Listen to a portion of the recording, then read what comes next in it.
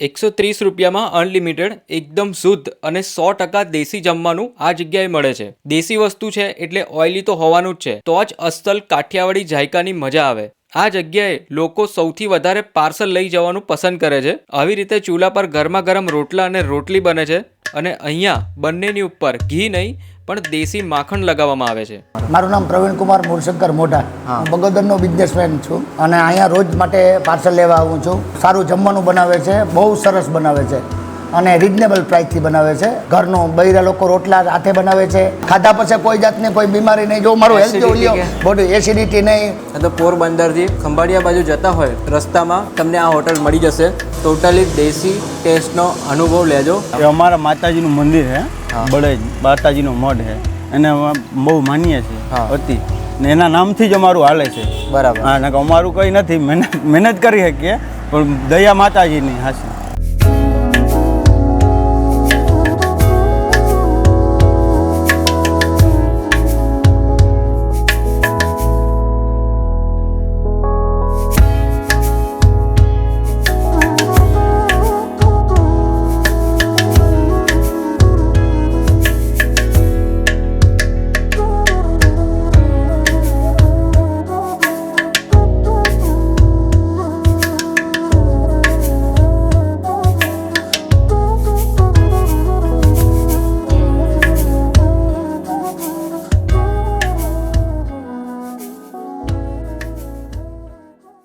તો હેલો, નમસ્તે, સત શ્રી અકાલ, કેમ છો અને welcome back to my channel. ફરીથી સ્વાગત છે એક જોરદાર વિડીયોમાં. અત્યારે હું આવ્યો છું પોરબંદર જિલ્લામાં અને આ જગ્યાએ તમે હોટલનું પાછળ નામ જોશો, જય બળેજની બારકા.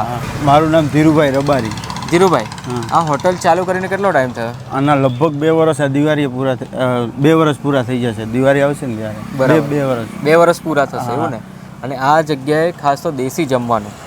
130 અનલિમિટેડ. રોટલો ખાવો હોય, રોટલી ખાવો હોય, માખણ ખાવું હોય, માખણ, છાશ, અનલિમિટેડ. દરેક વસ્તુ ટોટલી અનલિમિટેડ છે. અને આવું નામ રાખવાનું કારણ શું? જય બળેજની બારકા, એ કેવી રીતે પડ્યું એના? એ અમારા માતાજીનું મંદિર છે, બળેજ માતાજીનો મઢ છે, એને બહુ માનીએ છીએ અતિ ને એના નામથી જ અમારું હાલે છે. બરાબર. હા, ને અમારું કંઈ નથી, મહેનત કરી શકીએ પણ દયા માતાજીની હાસી. બરાબર છે.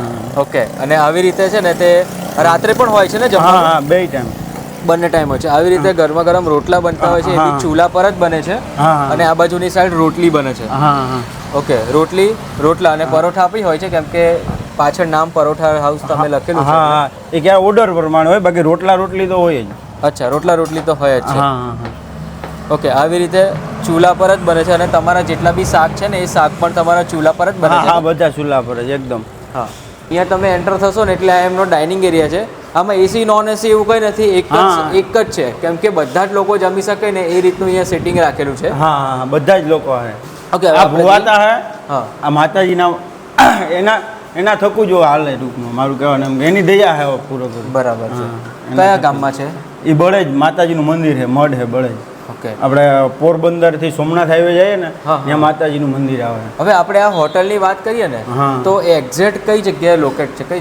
આ આપણે પોરબંદર ખંભાળિયા હાઈવે, પોરબંદર થી ખંભાળિયા હાઈવે આવે, બગવદર રાંદલ માતાજીનું મંદિર અથવા ભારત પેટ્રોલ પંપની બાજુમાં. બરાબર. આ સૂર્ય મંદિર પણ છે, નવગ્રહ સૂર્ય મંદિર રાંદલ માતાજી. ઓકે.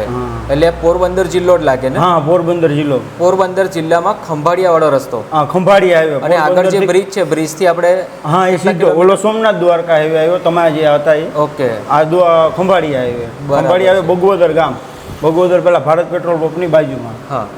અને બાકી તો જો સ્ક્રીન ઉપર નંબર રિફ્લેક્ટ થાય છે, ડિસ્ક્રિપ્શનમાં પણ છે જ નંબર આપેલો, તમે કોલ કરીને ઇન્ક્વાયરી લઈ શકો છો. એટલે હવે આપણે અંદર જઈએ. દાળ તો આપણી ગુજરાતી દાળ છે. આમાં દહીં ઓળો છે. આ દહીંનો ઓળો જે પોરબંદરનો ખાસ ફેમસ કહેવાય કે પોરબંદરનો ફેમસ દહીંનો ઓળો, એ આ દહીંનો ઓળો છે. ઓકે. અચ્છા, ગુવાર બટાકાનું શાક એકદમ દેશી છે, દેશી સ્ટાઇલ. કોઈ ગ્રેવી વાળા કોઈ મસાલા કોઈ વસ્તુ નહીં, આમ સ્પેશિયલ દેશી. આ છે છોલે ચણાનું. હા. અને આ છે દહીં તીખારી. બરાબર છે. અને આ ભીંડાનું શાક, આ બી એકદમ દેશી ટેક્સચરમાં દેખાય છે. એ દેશી વસ્તુ લોકો ખાવાના શોખીન હોય છે અને દેશી વસ્તુમાં કેવું કે ઓઇલનું કન્ટેન્ટ વધારે રાખવામાં આવે છે. ઓકે. આમાં છાશ. ઓહો ભાઈ, એકદમ દેશી, આમ માખણ છાશની એક ખટાશ હોય ને એવી સુગંધ આવે છે. અને આ છે આપણું દેશી માખણ, એટલે માખણ પણ તમે આવી રીતે અનલિમિટેડ ને ખુદનું જ, કોઈ ડેરી પ્રોડક્ટ કે કોઈ વસ્તુ નહીં ટૂંકમાં. ઓકે, કોઈ ડેરી પ્રોડક્ટ નહીં, નહીં, બહારથી આપણું લાવવાવાળી વસ્તુ નહીં. ને ખુદનું દૂધ લઈ આવી આપણું ને એ જ મેળવવાનું, એનું છાશ માખણ બધું બનાવવાનું. બરાબર છે. એની અંદર તમે મેળવેલું છે ને? હા, આમાં મેળવેલું છે. ઓકે, આની અંદર દૂધ છે, તમે અંદર મેરવણ છે તે મેળવેલું છે, એટલે આનું દહીં બનશે એવું ને? હા. તો આવી રીતે છે ને રોટલાની ઉપર માખણ લગાવીને પાર્સલ કરવામાં આવે છે. રોટલા પર લગાવ્યું છે વ્યવસ્થિત રીતે માખણ, અને રોટલી પર પણ માખણ લગાવવામાં આવે છે એવું ને? વાહ ભાઈ વાહ. બાકી જનરલી રોટલીની ઉપર છે ને ઘી લગાવતો હોય, પણ આ જગ્યાએ માખણનો સારો એવો યુઝ થાય છે. અને માખણ બી જાતે મેળવેલું, જાતે છાશ કરીને કાઢેલું જે માખણ હોય ને એ માખણ છે. એવું નથી કે બહારથી કંઈક દૂધ લાવતા હોય ને થતું હોય, એવું નથી. એકદમ નેચરલ રીતે. મારું નામ પ્રવીણકુમાર મૂળશંકર મોઢા. હું બગોદરનો બિઝનેસમેન છું અને અહીંયા રોજ માટે પાર્સલ લેવા આવું છું. સારું જમવાનું બનાવે છે, બહુ સરસ બનાવે છે અને રિઝનેબલ પ્રાઇસથી બનાવે છે અને એકદમ સરસ બનાવે છે.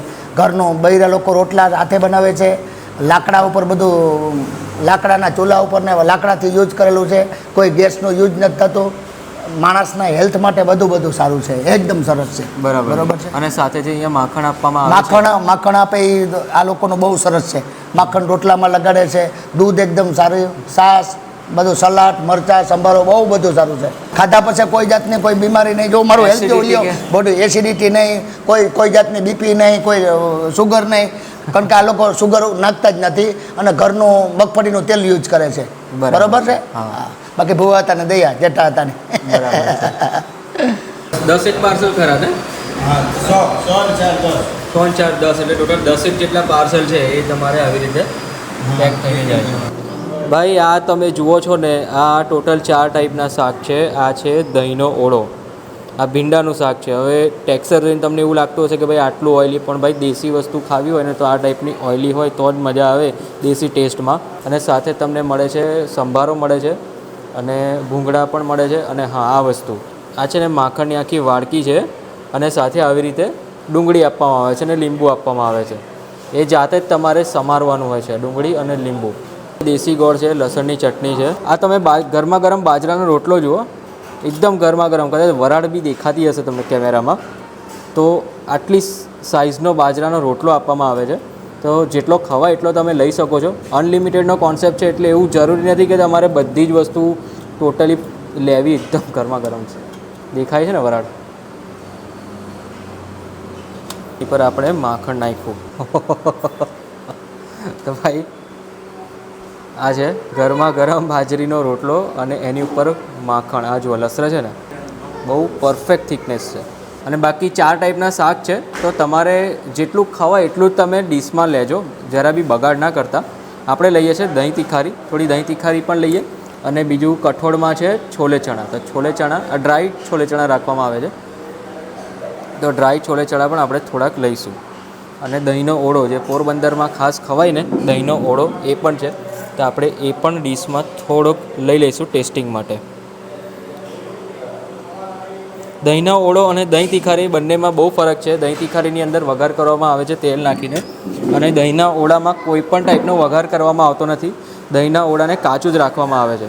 આ જુઓ માખણ પીગળી ગયું રોટલા પર, છે ને? હા. તો ચાલો ફાઇનલી ટ્રાય કરીએ. ગરમા ગરમ બાજરીનો રોટલો અને દહીંનો ઓળો, જે પોરબંદરની ફેમસ વસ્તુ છે, ત્યાંથી જ આપણે ટ્રાય કરીએ. ભાઈ જોરદાર ટેસ્ટ છે ઓળાનો.